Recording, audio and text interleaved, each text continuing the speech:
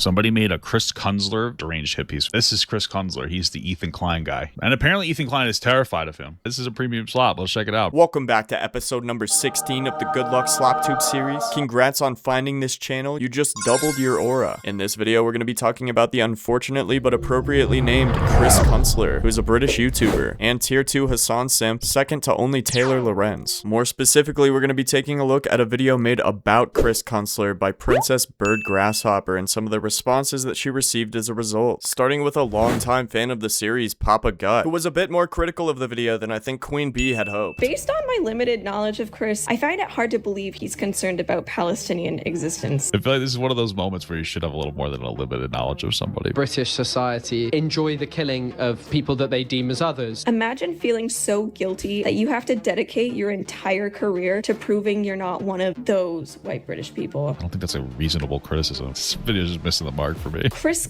Glazing is actually really boring, and I couldn't make it through a single 3-hour video. Probably not the best person to make a video about Chris Kunzler then. Hey, look at me. I absolutely don't hate other groups of people in it. Yeah, that's the whole point of talking about Israel. I hate the state of Israel because it's a genocidal entity. He thinks the actual state of Israel is completely unjustifiable. I don't think that that's the case. So Duchess Leafbug saw this response from Papa Gut, and then she went on to make this community post saying that he completely missed the point of her video. And just for some context for those who don't know her, this Princess Mantis person is like a brand new creator. Her first video was 2 weeks ago. She only has 3 videos out and she does one a week like me. But these 3 videos got her 2,000 subscribers already, pretty much overnight, and they just keep going up. And even if you don't agree with what she says in her videos, she's definitely a really good video editor, especially for just getting started. So the subs are deserved in my opinion. Certainly earned some mutual SlopTuber respect. But yeah, Papa Gut made some good points about her video. But honestly, my biggest problem with it is that she calls Chris Kunzler Chris Cumgluz, which literally doesn't even like roll off the tongue. It doesn't even like sound the same. Like Cum Guzzler is okay, but Cumgluz is just insane. That's just a reach. And like Kunzler's right there and she didn't use it. So that's pretty much my biggest problem. Other than that, I say just keep it up. You're on the right track. Girl with a microphone who was just on the H3 podcast commented on the community post that she made and said, learn and grow. Getting feedback from people you respect can be painful, but the ability to digest and synthesize the stuff that makes sense is a hugely important skill as a creative. I've cried so much about people's opinion on my writing, but you learn and listen for patterns. What keeps coming up in the critique? Do they have a point? How can I tweak my process? This self-reflection is how we avoid becoming someone like Hassan Piker or CWHM or Taylor Lorenz, people who don't grow and improve. They lack the humility and self-awareness it takes. If you ever want to talk about content stuff, just drop me a line. Princess Stickbug responded with somewhat of a joke and said, I'll literally do anything you tell me to, Gwam. I grab my hat and I'm on my way to this learn and grow place right now. Looking forward to seeing if this changes Princess Mantis's content going forward at all. But you gotta remember, she has like no experience. She just started like 2 weeks ago, so she probably wasn't expecting to blow up like she did. And getting feedback from so many people like this, and a lot of them being like big creators that she probably watches, is a new experience for her. So I wouldn't be surprised if this wave of critique ends up benefiting her in the long run. But yeah, her most recent video was on Nicholas Diorio, and he ended up seeing it and agreeing with me that her editing is good, but apparently he kind of thought it was a glaze fest. But yeah, you just gotta keep in mind, she's brand new, so props. Glaze fest or not. And I would include the clip from Nick Diorio himself, but unfortunately he has all of his live stream VODs on members only, so I was unable to retrieve the clip. My apologies. But yeah, not only is Princess Mantis getting it from the devil side of her holy war analogy, but she's also getting it from the angel side as well, of course. The intended target, Kunzler, decided to challenge her to a debate, which is first of all probably giving her exactly what she wanted, but it's also like, come on man, like what does Chris Kunzler have to gain from this? The description of her YouTube channel is sloppity slop slop or whatever. Like, no offense to SlopTubers, I mean, I'm the king of them, but let's say like he brings her onto this like way bigger creators platform to own her and like he beats her in a debate. Like the only person gaining from that is Princess Mantis. So for her sake, I hope she takes him up on that and like goes on his stream and defends her video. Like that would probably be huge for her. It's probably one of the best ways to get her name out there like super quick. Like if she doesn't end up going on his stream, I totally will. Chris, like reach out, man. I can't lie, I'm hoping he sees this and gives me the same offer. I'm looking for a little kickstart. I can change my name to like King Stinkbug if that helps. Our content's pretty similar. A Kunzler fan probably won't be able to tell the difference. And I can tell we have similar inspiration based on the more Pegasus references in her videos. So I will put in a good word with Peggy, considering that he is a longtime friend of the channel and we go way back. But in terms of responses from the internet in general to Princess Mantis's his videos, I decided to check the most reliable place on the internet, which is the H3 Snark subreddit. Yeah, I don't want to hear about this bitch anymore. I call for a moratorium on posts about her. She's as dumb as a rock and a malicious troll. May she be flattened by her pope. Alright, fat phobic. The best thing we can do with this person is not post about them, and if they come up on your YouTube homepage, click don't recommend this channel. Don't let them get any algorithm benefit from us, at least. This is also probably something that she unironically really wanted, is just to like trigger the H3 snarkers. So props to her on accomplishing that goal as well. Oh yeah, this one's good too. Surely there's some form of beneficial way where we can stop these people from uploading slop like this. Make a ring-fenced intranet where they think they're making the world a better place through some of the absolute toilet level slop ever produced. I'm just spitballing. Seeing this absolute trash makes me want to EMP so bad. I'll happily make a fire in a hearth with sticks and look up at the dead sky for the rest of my life. We gotta do something, dog. Man, these people just write so stupid that hurt my brain to read. Like, some of the absolute toilet level slop. You mean some of the most absolute toilet level slop? Like, come on, dog. It's just like the mistakes like that give people a little window into your mentality and just like kind of reveal that you're a dumbass. Like, they're just trying so hard to sound smart, but just fail at the most fundamental level. It's so pretentious. But that's kind of what you gotta expect from these people. I mean, like, that's not even touching on the actual basis of his overall point. This dude is literally willing to live out in the wilderness for the rest of his life just because of SlopTube videos. Like, I want to say he's kidding, but you really can't tell with these people. Moving on to Pokimane, who a lot of H3 fans have expressed their disappointment in recently because of her decision to continue making content with people like Frogan. But it kind of makes sense because she's best friends with Valkyrae, who's Hasan's girlfriend, and neither of them are very involved in politics, so they just kind of fall into that Twitch streamer sphere, and they identify as leftists, and they know Hasan is left as well, so they just think that siding with him is the right thing to do no matter what. Unfortunately, I think this is how Hasan gets most of his fans. Like, people that know that they lean left but aren't really aware of all the crazy stuff that Hasan says, so they just start watching him all the time and then eventually fall into the trap of like he says something that they might not agree with, but they think that if they like oppose his narrative in any way, they'll be outcast from the group. But anyway, Pokimane recently went on his stream to give dating advice. He's perfect if he's 47, but if he's 57, he's out, is the question I have for you.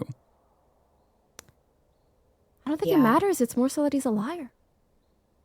57, 47. He probably gonna be lying till he's 6, 7, 8, sorry, and older.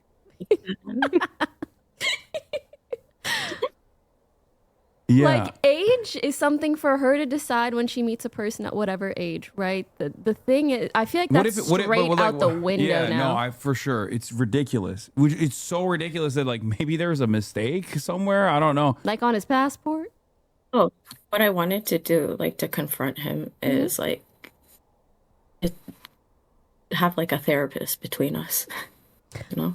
Honestly, I don't think that's a bad idea. Someone commented, Hasan's advice would be never admit when you're wrong, even when you are. Sounds like a good strat to me. I mean, that worked really well for the collar situation. Someone else goes, a never married 34-year-old and 29-year-old who both act 19 and have never had a real job giving life advice. I mean, in all fairness, they never said they did any of those things. They're just giving advice on it. Like, imagine you're going into a math exam and you could either talk to somebody like Albert Einstein, who's a genius at math and knows like everything, and you could ask him any question, or you could go to somebody that doesn't know what the fuck they're talking about and you could ask them for advice. Who are you gonna ask? Obviously the clueless dumbass, because then you're gonna get an unexpected answer and anything could happen. What do you want, a boring life, you fucking loser? But yeah, so I guess this dating advice segment was in between them like Glazing China, because that's what they were doing most of the stream, and Hasan just got back from there. And he was on like one of those propaganda trips you see a lot of people going to Israel for. We talked about it last video when he got like stopped by the police there for having a meme on his phone. So then he ran defense for the Chinese police and said it was cool for them to like go through his phone and take it and all that. And we kind of compared that to when he like cried for a week when he got stopped at the airport by the TSA. But yeah, I guess Pokimane went there too, which I wasn't aware of. So as soon as Hasan gave her the opportunity, she couldn't stop talking about how much she loved it. Wait, so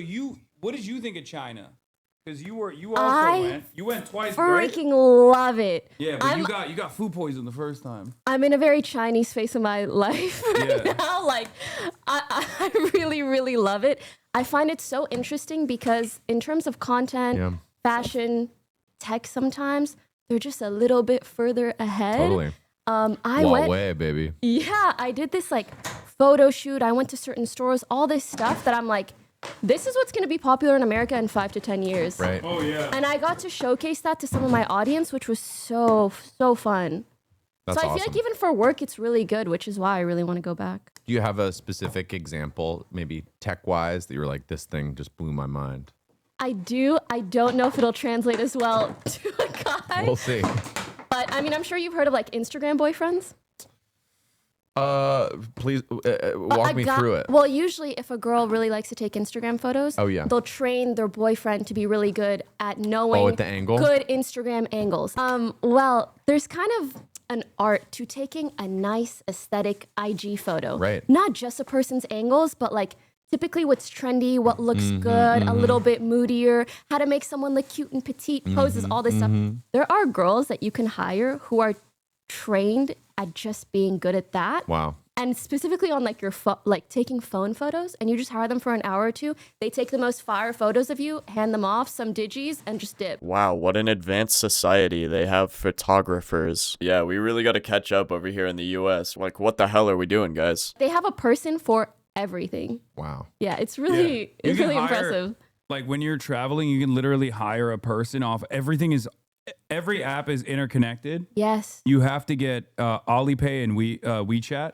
And the Uber is like through those Wow. payment apps. They don't have like any of the American apps, so they have like Didi is the Uber. They don't have Google Maps, so they have like a Chinese version of that. This is dope. Basically, they have their own version of every app, and it's all interconnected. Oh yeah, you also have to sign up for this like weird ass payment platform. Honestly, it just sounds like more inconvenient. Not really screaming advanced, but what do I know? I'm just a guy that posts videos every Tuesday at 2 p.m. Mountain Time, and I also stream on Kick, Twitch, and YouTube every day. Come stop by and say what's up. If not, I'll see you back here next week. Peace and good luck.